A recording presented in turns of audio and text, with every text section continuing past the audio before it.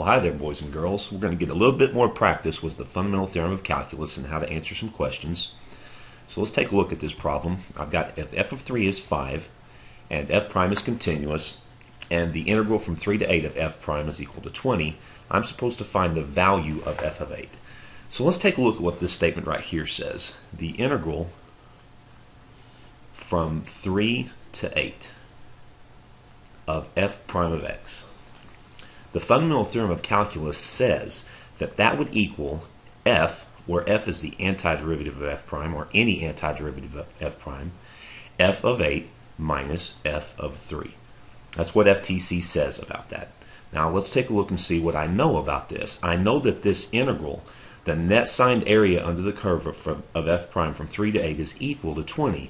So I can replace all of this integral with the value 20. I'm looking for f of 8, and I am given f of 3. So I'll just substitute that in, and then we've got an algebra 1 step left. We're going to add 5 to both sides, and we're going to get that f of 8 is equal to 25. So that was pretty easy.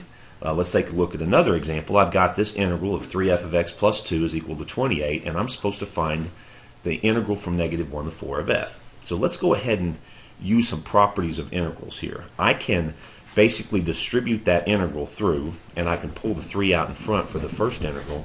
So I'm going to have 3 times the integral from negative 1 to 4 of f of x, and then plus the integral from negative 1 to 4 of 2. So I've separated this into two separate integrals, and I pulled the 3 out front. Now all of this is equal to 28. So let's take a look at some things that I can evaluate.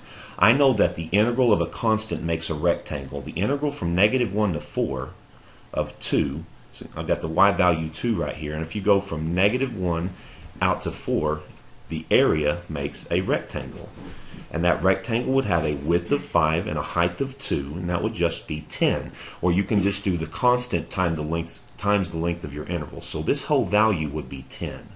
So I now have that 3 times the integral from negative 1 to 4 of f of x plus 10 must equal 28. Now keep in mind I'm trying to find the value of this integral.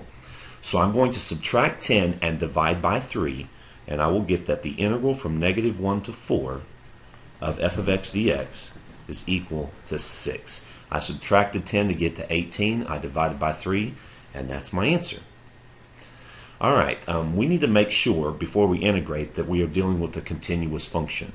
And for this to be a continuous function, I need these y values to match at this breakpoint of 2. And if you plug in 2 for x, you get 3 times 2 minus 1 is 5.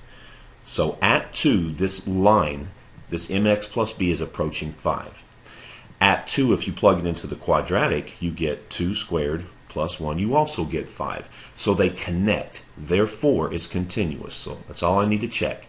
So I can separate this into two integrals. I can do the integral from negative 1 to 2 of 3x minus 1. And why did I choose 3x minus 1?